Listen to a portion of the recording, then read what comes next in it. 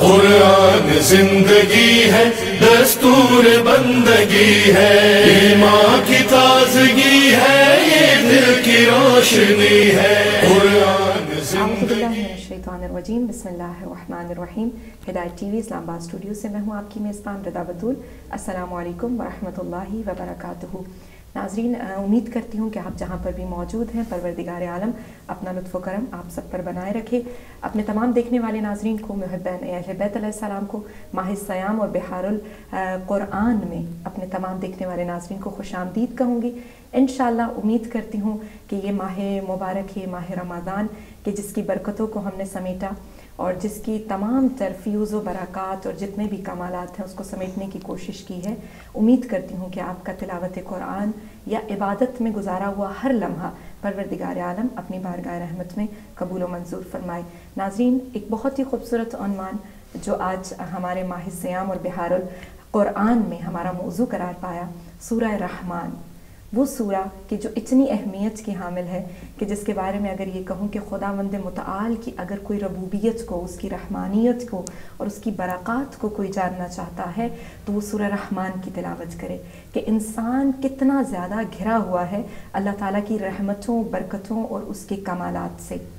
سورہ رحمان کا ایک مختصر سا تعارف یہی کروانا چاہوں گی کہ سورہ رحمان کی ہر آیت فقط یہ نہیں بتاتی کہ اللہ تعالیٰ نے انسان کو کتنی نعمات سے نوازا ہے، بلکہ یہ بھی بتاتی ہے کہ جس رب کے سامنے ہم سجدہ کرتے ہیں، جس رب کے سامنے ہم جھکتے ہیں، جس رب کو ہم رحمان کہہ کر پکارتے ہیں، وہ رب کتنا باکمال ہے، وہ رب کتنا مہربان ہے کہ دنیا کی فقط چیزیں نہیں، آخرت کی بھی چیزیں اور نعمتیں اس نے انسان کی تقدیر میں لکھ دی ہیں۔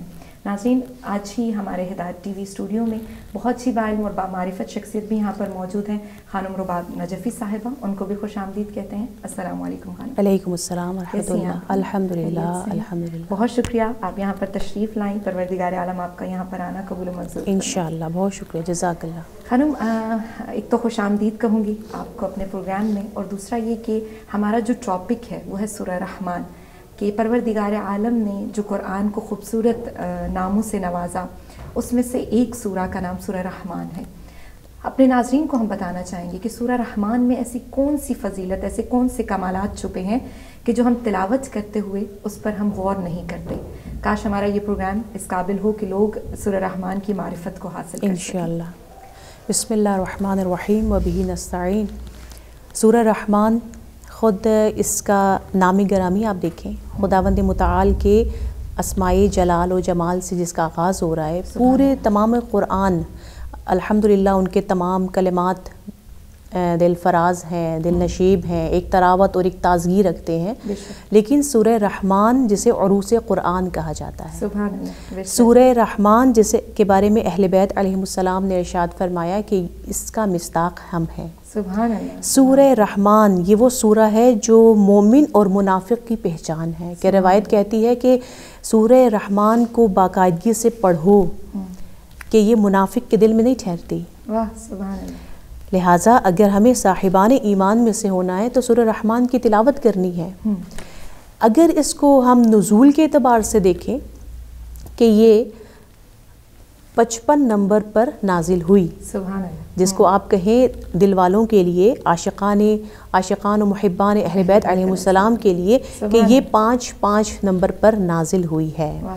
اور یہ وہ واحد سورہ ہے جس کا نام خداوند متعال کے نام سے آغاز ہو رہا ہے، اور اس کا ختام تبارک اسم ربک ذی الجلال والاکرام، کہ خداوند متعال جو کہ ذو الجلال والاکرام ہے، اس کے ناموں سے تبرک حاصل کرو۔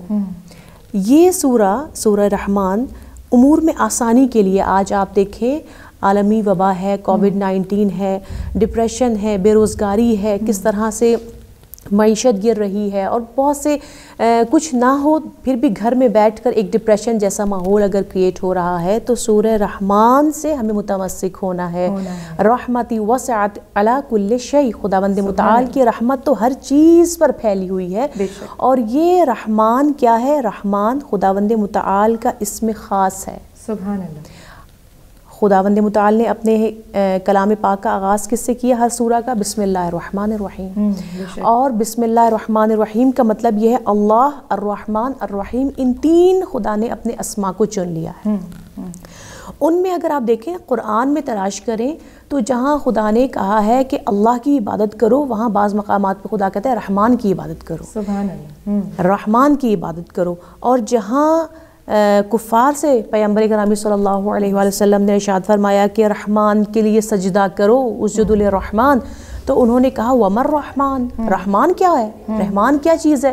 تو یہاں پر رحمان کا تعارف کروا رہا ہے خداوند متعال مسلسل تسلسل کے ساتھ دنیاوی اور اخروی نعمتوں کے ذریعے سے، کہ رحمان کون ہے؟ رحمان وہ ہے جو دنیا میں بھی کرم کرنے والا ہے اور آخرت میں بھی کرم کرنے والا ہے، جو مسلمانوں پر بھی کرم کرنے والا ہے اور کفار میں بھی کرم کرنے والا ہے. یہ وہ صفت خاص ہے خداوند متعال کا، یہ وہ اسم خاص ہے جو صفت عام ہے، ہر مومن اور کافر کو خدا کی رحمت سمیٹے ہوئے ہے. جس طرح سے آفتاب ہر چیز پر اپنا تپش، اپنی آفتاب اپنی تمازت ڈالتا ہے بغیر کسی فرق کے، اسی طرح سے خداوند متعال کی رحمت بھی بغیر کسی فرق کے ہر کسی پر جاری و ساری ہے. وہ خدا کیا فرماتا ہے؟ الرحمن علم القرآن.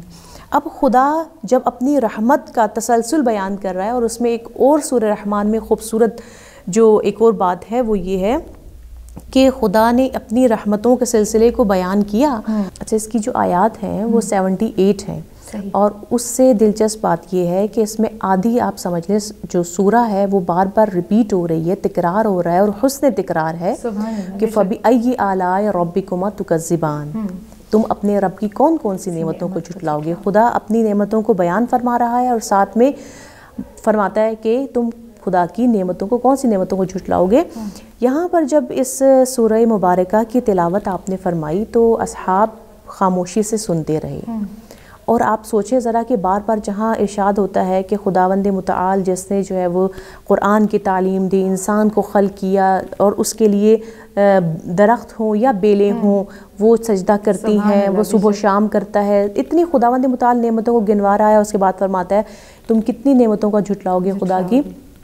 تو یہاں پر جو ریئیکشن ہے مسلمانوں کا، چونکہ وہ خاموشی سے بیٹھ کے سنتے رہے، تو پیغمبر گرامی حیرت فرماتے ہیں اور فرماتے ہیں کہ آپ سے زیادہ اچھا رسپونڈ تو جنہوں نے کیا تھا، کہ جہاں تلاوت ہوتی تھی اور میں کہتا تھا فَبِأَيِّ آلَاءِ رَبِّكُمَا تُكَذِّبَانِ، تو وہ فوراً سے جواب دیتے تھے لَا بِشَيْءٍ مِّنْ آلَائِكَ رَبِّي نُكَذِّبْ یا اُكَذِّبْ. اسی لیے روایات میں آتا ہے کہ سورہ رحمان بہت زیادہ مجرب بھی ہے، اور سورہ یوم جمعہ میں فجر کی نماز کے بعد سورہ رحمان کی تلاوت بہت سے امور میں آسانی کے لیے ہے، مشکلات میں دوری کے لیے ہے، اپنی حاجات کی برآوری کے لیے، اور تمام اب بھی تو آپ یہ چیز اپرووڈ بھی ہے کہ کینسر جیسے موذی مرض کا علاج بھی سورہ رحمان سے کیا گیا ہے، کہ کس طرح سے ایک تھیراپی سیشن دیا گیا مریضوں کو جن میں کینسر کے امراض تھے، اور انہوں نے 40 ڈیز صبح کے ٹائم ان کو مسلسل جب سنا ہے تو ان کے مرض میں کس حد تک کمی واقع ہوئی ہے. وہ لوگ جنہیں ایون میں نے خود بھی ایسے افراد کو سے ملی کہ جن کو ڈیڈ لائن دی گئی تھی کہ آپ کی اب اس کے بعد زندگی مشکل ہے، اور ان کی زندگی ماشاءاللہ وہ ابھی تک حیات میں ہے. یہ سورہ رحمان یا من اسمہ دوا و ذکرہ شفا کا بالکل منہ بولتا ثبوت یہاں پر ہمیں نظر آتا ہے. لہٰذا سورہ رحمان بہترین سورہ ہے، اسی لیے کہتے ہیں اگر جمعے کے دن صبح ہم بعد از نماز فجر اس کی تلاوت کریں، جہاں آتا ہے فَبِأَيِّ آلَاءِ رَبِّكُمَا تُكَذِّبَانِ، اس کے جواب میں ہم فوراً سے کہیں لَا بِشَيْءٍ مِّنْ آلَائِكَ رَبِّي أُكَذِّبْ یا نُكَذِّبْ، اے پروردگار ہم تیری کسی نعمت کو بھی نہیں جھٹلاتے، ہم تیری نعمتوں کا اقرار کرتے ہیں، شکر ادا کرتے ہیں. یہ ماہ رمضان خود انسان کے لیے کتنی برکات لے کر آتا ہے، انسان نہیں سمجھتا ہے، لیکن خداوند متعال نے جو چیزیں ہمارے لیے تقدیر میں لکھ دی ہیں، جو فوائد لکھ دیے ہیں، اسی لیے روایت کہتی ہے نا روزہ رکھو تصحو، تصومو و تصحو، روزہ رکھو تاکہ تم صحت مند ہو جاؤ.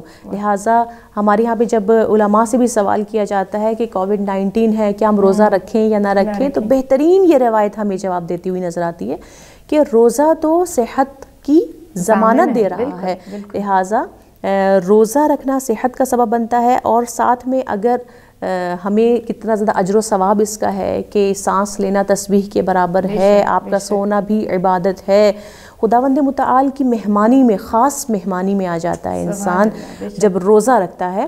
اور پھر اس روزے میں اگر ہم قرآن کی تلاوت کرتے ہیں اور اس سے بڑھ کر جہاں ایک حرف پڑھیں وہاں پر 10 حسنات دیے جاتے ہیں. الف لام میم، یہاں پہ 30 حسنات کو انسان جمع کر رہا ہے. الرحمن کتنے حروف کا مجموعہ ہے، اور خدا کی رحمت کو ہم پکار رہے ہیں. تو خداوند متعال یقیناً انسان پر رحمت کی نگاہ کرتا ہے. اسی لیے تو اس نے ہمیں یہ اعزاز دیا ہے، یہ افتخار دیا ہے کہ آؤ 5 وقت میں مجھ سے ملاقات کرو، آؤ میرے لیے روزہ رکھو، میرے لیے بھوک اور پیاس کو برداشت کرو.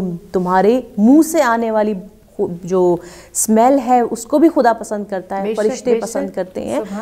یہ وہ شعور ہے جو انسان واقعی میں اس کو تک نہیں پہنچ سکتا، نہیں درک کر سکتا، پہچان نہیں سکتا.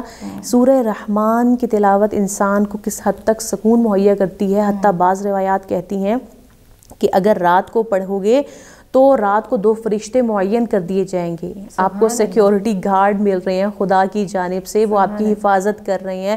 صبح کے ٹائم پڑھو گے تو صبح کے ٹائم خداوند متعال 2 فرشتوں کو معین کرے گا جو رات تک تمہاری پہرہ داری کرے گا. فرشتوں کی ضمانت میں انسان جو ہے وہ زندگی گزارنا اگر چاہتا ہے تو سورہ رحمان کی تلاوت کرے. آنکھوں کے لیے بہت اچھا ہے. روایت کہتی ہے کیونکہ بعض لوگ ہوتے ہیں انہیں تعویذ ہی پسند آتے ہیں نا. اگر آپ ان سے کہیں کہ آپ اس عمل کے لیے مثلا زیادہ عاشورہ پڑھیں تو شاید ان کو اتنا وہ چیز افیکٹ نہ کرے، لیکن کہیں آپ ایک ہی ٹائم میں بیٹھ کے 40 دن تک فلان ٹائم میں بیٹھ کے فلانے مثلا ایک سفید چادر پہن کر، اس طرح تو لوگ بڑا اس کو پک کرتے ہیں. اچھا اس پر اعتقاد ہوگا، اس پر ایمان ہوگا، اس کو باقاعدگی سے پڑھیں گے. تو اسی طرح اگر کچھ لوگ اس طرح کے اگر ہیں تو سورہ رحمان کہا جاتا ہے وہ لکھ کر اپنے ساتھ رکھ لیں. ان کے لیے جسمانی امراض کے لیے بہت اچھا ہے، ان کی آنکھوں کے لیے بہت اچھا ہے. اور اصل میں ہم اگر یہ دیکھیں اصل چیز تو یہی ہے نا، یہ وہ پہلی سیڑھی ہوتی ہے جو انسان کو اٹیچ کرتی ہے، قرآن کی طرف لے کر آتی ہے، سورہ رحمان کی طرف لے کر جائے گی.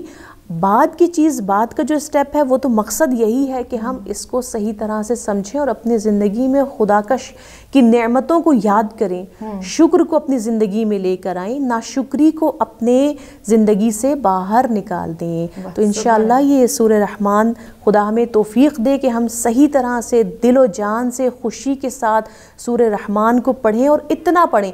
جیسے آج کل ماہ رمضان میں ایسا ہوتا ہے کہ لوگ کہتے ہیں آج ہم نے 1 پارہ پڑھ لیا، آج ہم نے 2 پارے پڑھ لیے. نہیں، بلکہ جو آداب ہیں وہ کیا ہیں. ٹھیک ہے، ماہ رمضان میں اہل بیت علیہم السلام سے بھی ہمیں ملتا ہے کہ 3 دن میں 1 قرآن ختم کیا کرتے تھے، لیکن ہمیں یہ دیکھنا ہے فقرؤ ما تیسر من القرآن.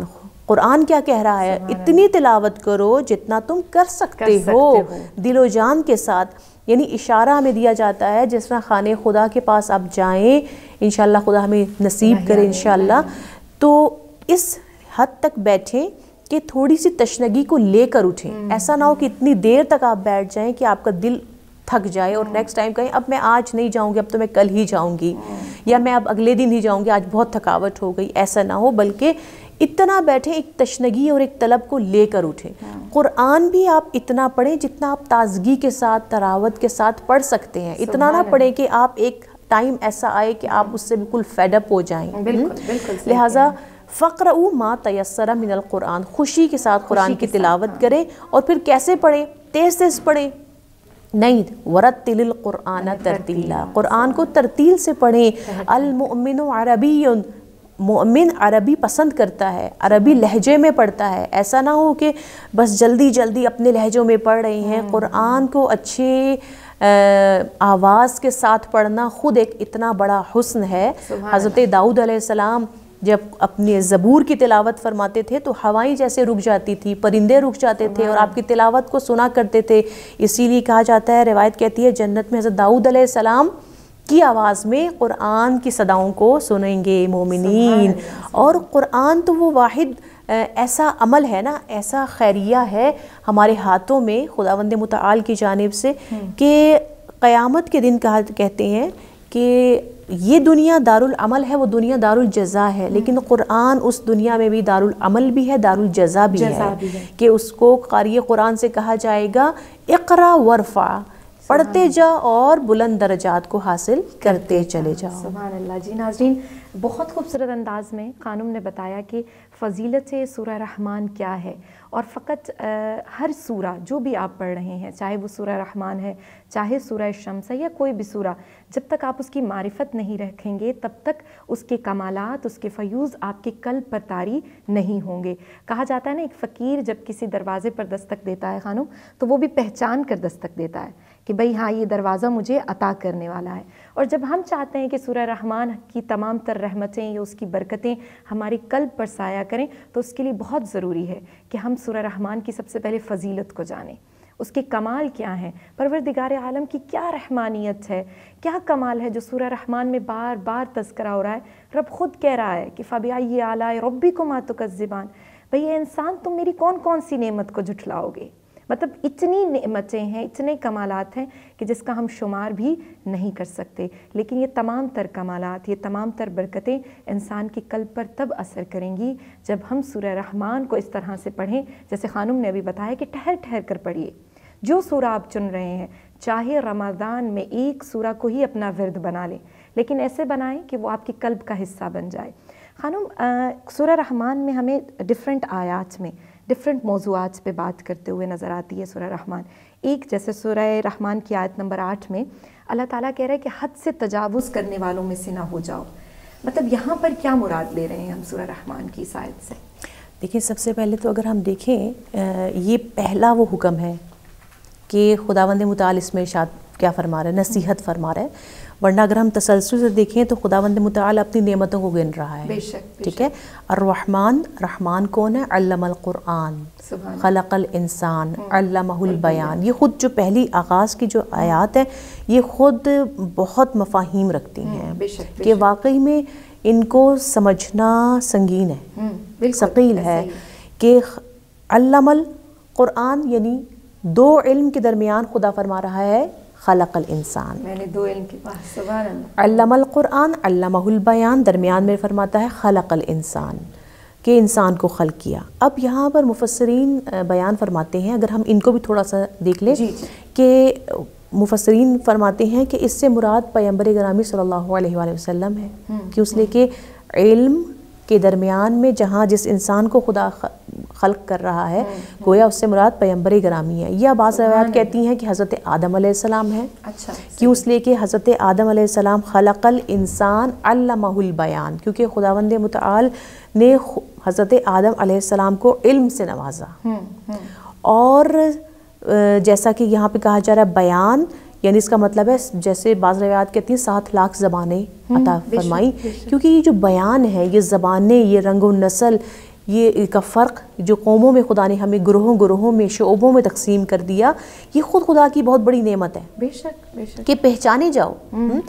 اور خود قرآن میں بھی خدا زمین و آسمان کی خلقت کے ساتھ بیان فرما رہا ہے کہ خداوند متعال نے زمین و آسمان کو خلق کیا اور تمہیں رنگوں میں پیدا کیا، السنتکم و الوانکم، رنگوں میں اور زبانوں میں پیدا کیا۔ کوئی کس زبان کا مالک ہے، کوئی کس زبان کا مالک ہے۔ یہ زبان خود البیان، خود خداوند متعال کا کتنا بڑا تحفہ ہے کہ روایات کہتی ہیں البیان یعنی اس کا مطلب کیا ہے؟ یہ اسم اعظم ہے، البیان خود اسم اعظم ہے۔ اور بعض روایات کہتی ہیں کہ یہاں پر کہا خلق الانسان، یعنی پیغمبر گرامی صلی اللہ علیہ وسلم کو پیدا کیا، اور علمہ البیان، اور انہیں تعلیم دی، انہیں بیان دیا۔ اور ہم دیکھتے ہیں کہ امیر المومنین علیہ السلام امیر البیان ہے، بیان کے امیر ہیں، انہوں نے کس طرح سے کلام کو متعارف کروایا۔ لہٰذا اگر ہم یہاں پر دیکھیں کہ خداوند متعال تسلسل سے جو اپنی رحمتوں کا آغاز کر رہا ہے، اس نعمتوں کے سلسلے کو بیان کر رہا ہے، اس میں قرآن ہمیں جو پیغام مل رہا ہے وہ ہے کہ پہلی خدا کی رحمت ہدایت ہے، قرآن ہے، اور پھر رحمت للعالمین کا سلسلہ ہے، نبوت اور امامت کا سلسلہ ہے، اور بیان ہے۔ پھر اس کے بعد جو آپ نے بھی سوال کیا کہ ہم یہاں پہ خدا نے تمام نعمتوں کے سلسلے کے بعد فرمایا وَأَقِیمُوا الْوَزْنَ بِالْقِسْطِ وَلَا تُخْسِرُوا الْمِیزَانَ، یہاں پر پہلی مرتبہ خدا ارشاد فرما رہا ہے کہ اقیم الوزن، ہاں، یعنی عدل کو قائم کرو، سبحان اللہ، ناپ تول میں کمی نہ کرو، لا تخسروا ولا تطغوا فی المیزان، میزان میں تجاوز نہ کرو. یعنی اس کا مطلب یہ ہے ایک پوشیدہ انداز میں جو ہمیں نصیحت کی جا رہی ہے. خداوند متعال اتنی نعمتوں کے سلسلے کو بیان کرنے کے بعد ہم سے کیا چاہ رہا ہے کہ ہم اعتدال کریں. بالعدل قامت السماوات والارض، زمین اور آسمان تو ہے ہی عدالت کی وجہ سے قائم اور دائم ہے. تو خدا کی جو نعمتوں کا سلسلہ ہے یہ بھی عدل و انصاف سے تمہیں چاہیے کہ تم کام لو. وَأَقِيمُ الْوَزْنَ، پورے قرآن میں اگر ہم دیکھیں خدا نے 4 چیزوں کو ہمیں کہا. اقیم الدین، دین کا اقامہ کرو. اقیم الصلاۃ، نماز کا اقامہ کرو. اقیم الوزن، ہاں یعنی عدالت کو قائم اور دائم کرو. عدالت کی وجہ سے ہی دی دنیا قائم ہے. اسی لیے اصول دین میں اگر ہم دیکھیں تو خداوند متعال عدالت ہمارے اصول دین میں شامل ہے. خدا کی عدالت پر ایمان رکھنا ہماری ضروریات دین میں سے ہیں. اور یہ عدالت کیا ہے؟ یعنی اپنے آپ کے ساتھ عدالت کرو، اپنے معاشرے کے ساتھ عدالت کرو، اور اپنے معاملات میں عدالت سے کام لو. اسی لیے روایت کہتی ہے کہ انسان اپنے طولانی رکوع اور سجدے سے نہیں بلکہ اپنے معاملات میں سچائی اور کھرے پن سے پہچانا جاتا ہے. اور اپنے معاملات میں جو ہے وہ سچائی نہایت اہم ہے. لہٰذا پیغمبر گرامی نے، امیر المومنین نے، اہل بیت علیہ السلام نے، ایون امام زمانہ عجل اللہ تعالیٰ فرجہ الشریف کے زمانے میں کہا جاتا ہے کہ جب امام اپنی افواج کو، اپنے انصار کو آمادہ کر دیں گے تو کچھ چیزیں ہیں جن پر آپ بیعت لیں گے. ان میں سے ایک کیا ہے کہ ہم ناپ تول میں کمی نہیں کریں گے. ناپ تول میں کمی، ہیرا اندوزی جو ہمارے ماہ رمضان میں ایک اسپیشل ایک ایشو بن جاتا ہے کہ ناپ تول میں کمی نہیں. یعنی جیسے روایت کہتی ہے کہ امیر المومنین نے ایک مرتبہ دیکھا ایک شخص جو ہے وہ زعفران تول رہا تھا، تو آپ فوراً سے متوجہ ہوئے کہ یہ اس سانچے میں، اس میزان میں کوئی ایشو ہے. تو آپ نے فوراً فرمایا کہ اس میزان کو تم بدل دو. کیوں؟ اس لیے کہ اس میں کوئی خرابی پیش آ گئی ہے جس کی وجہ سے ناپ تول میں بھی مسئلہ ہو رہا ہے. لہٰذا یہ وہ امور ہیں کہ جب آپ نے دیکھے ہیں اہل بیت علیہ السلام نے متوجہ کیا ہے. کیونکہ آپ یہاں پر دیکھیں ناپ تول میں کمی، یہاں پہ خداوند جہاں نعمتوں کو ذکر کر رہا ہے، میزان بھی ایک نعمت ہے. بے شک بے شک، ایسے وزن کرنا، میزان بھی ایک نعمت ہے.